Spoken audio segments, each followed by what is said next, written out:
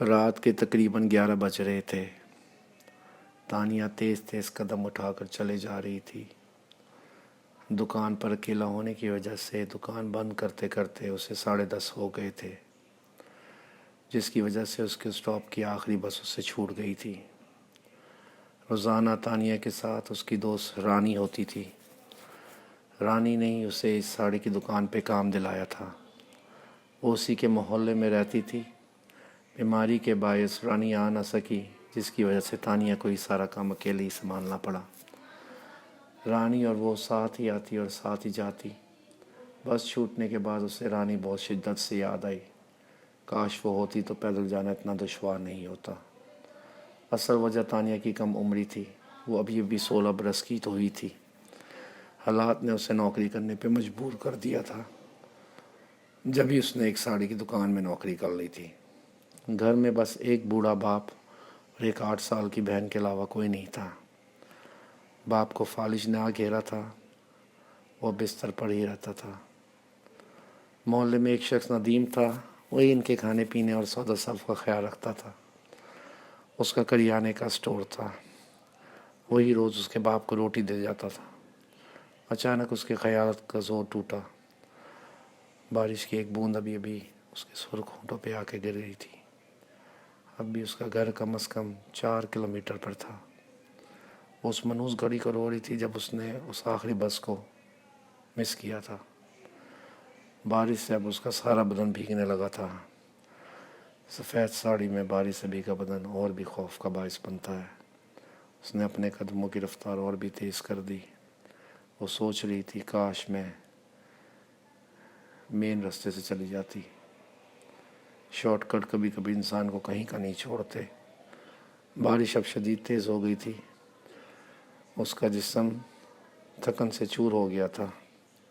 بار بار اس کا پلو سرک جاتا تھا، جس کی وجہ سے اس کا جسم نیم بھرنا ہو جاتا تھا۔ ایسے میں اس کا جسم کسی ناگن کی مانند دکھ رہا تھا۔ چھوٹی عمر، اس پہ گلابی رنگت۔ آخرکار تنگ آ کر اس نے بلاؤز کے گرد اپنا پلو کس کے باندھ لیا۔ کندھوں پہ پلو کا ٹکنا اب ناممکن تھا۔ اچانک زور سے بجلی چمکی۔ بجلی کا یوں چمکنا ایسا تھا جیسے کسی نے اس پر کوئی سحر کر دیا ہو۔ وہ ڈر کر زمین پر بیٹھ گئی۔ اتنے میں اسے کسی جانور کی رونے کی آواز آنے لگی۔ آواز اتنی منحوس تھی کہ اچھے سے اچھا مضبوط اعصاب کا مالک بھی خوفزدہ ہو جاتا۔ اب آواز مسلسل قریب آنے لگی تھی۔ اچانک جھاڑیوں میں سرسراہٹ ہوئی۔ وہ ڈر کے رک گئی۔ جب کچھ دیر تک سناٹا رہا، کوئی آواز نہیں آئی تو پھر چلنے لگی۔ جیسے ہی اس نے پھر چلنا شروع کیا، آواز پھر آنی شروع ہو گئی۔ اس کے دونوں اطراف میں گنے کے اور چارے کے کھیت لگے ہوئے تھے۔ جھاڑیوں کا شور ایسا لگ رہا تھا کوئی 8-10 لوگ اس کے ساتھ چل رہے ہیں۔ اس کی بس ایک دعا تھی، یہ رات گزر جائے۔ خوف ایسی چیز ہے کہ ایک قدم بھی 1000 میل کے برابر لگتا ہے۔ اب حالات کچھ ایسے ہی ہو گئے تھے کہ ہر ایک قدم ایک من کا معلوم ہوتا تھا۔ تانیہ نے ایک بار پوری ہمت جمع کر کے اب باقاعدہ دوڑنا شروع کر دیا تھا۔ اس نے کیا بھاگنا شروع کیا، اس کے ساتھ ساتھ جھاڑی میں بھی ایسا لگتا تھا 8 سے 10 لوگ بھاگ رہے ہیں۔ بھیگی ساڑی میں ویسے بھی کوئی کتنا بھاگ سکتا ہے۔ اسی دوڑ میں اس کا جسم اب صرف بلاؤز اور پیٹی کوٹ میں ہی رہ گیا تھا۔ شدید دوڑ اور شور کے باعث اس کی سانس اکھڑنے لگی۔ پھر اچانک اس کے سامنے ایک بھیڑیا نما کتا آ کر کھڑا ہو گیا۔ کالا جسم، اس پہ لال اور پیلی آنکھیں اور سفید دانت جن سے لال خون بہہ رہا تھا۔ معلوم ہوتا تھا وہ ابھی کسی کا خون پی کے آیا ہے اور اب تانیہ کی باری ہے۔ وہ ہر لحاظ سے کسی آدم خور جانور کی طرح لگ رہا تھا۔ تانیہ نے سوچا آج اس کی خیر نہیں۔ موت کو اپنے سے کچھ قدم پہ دیکھ کر اس کے رونگٹے کھڑے ہو گئے۔ کسی جانور کا آپ کو نوچ نوچ کر کھانا، اس سے بھیانک کیا ہوگا؟ اتنی دردناک موت کا سوچ کر اس نے آنکھیں بھینچ لی۔ اس کو آخری بار اپنا گھر یاد آیا، باپ اور بہن یاد آئے۔ بھیڑیے نما کتے کی گراڑ بھی آہستہ آہستہ قریب آ رہی تھی۔ گراڑ اتنی قریب آ گئی کہ اسے بھیڑیے نما کتے کی سانس محسوس ہونے لگی۔ اس کے منہ سے ایک بھیانک چیخ نکلی۔ ایسے میں اچانک اس کے کندھے پر کسی نے ہاتھ رکھ دیا۔ تانیہ بنا ہوش کے پلٹی اور اس اجنبی کی باہوں میں سما گئی اور بے ہوش ہو گئی۔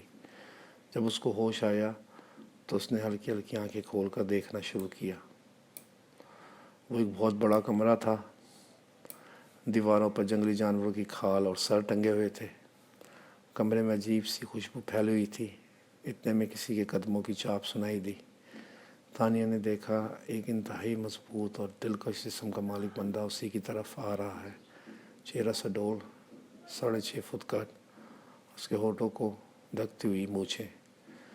تانیہ اس کی پرسنالٹی میں گم تھی۔ اتنے میں آواز آئی، تم ٹھیک ہو لڑکی؟ تانیہ کا اسے لڑکی مخاطب کرنا عجیب مغرور سا لگا۔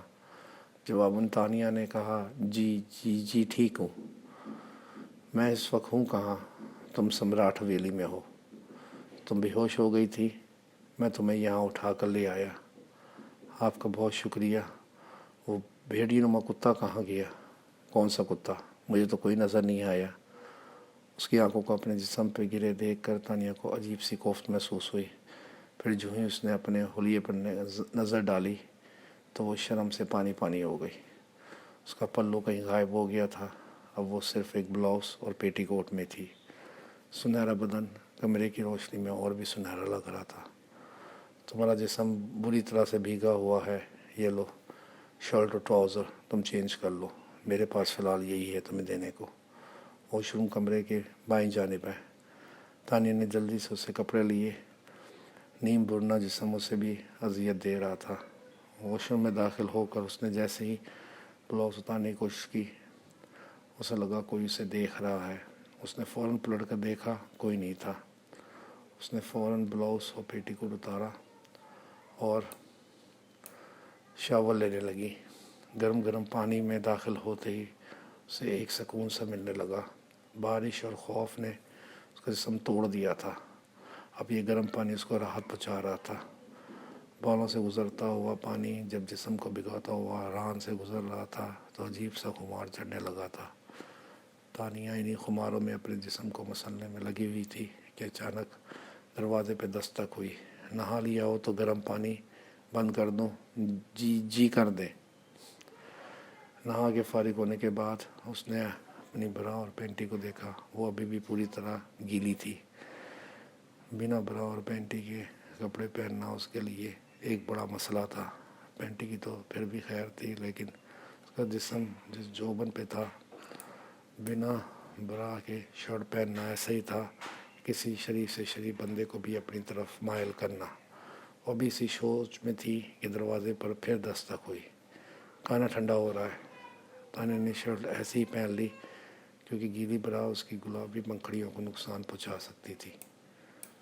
کہانی ابھی جاری ہے، بقیہ حصہ اگلے پارٹ میں دیکھیے گا۔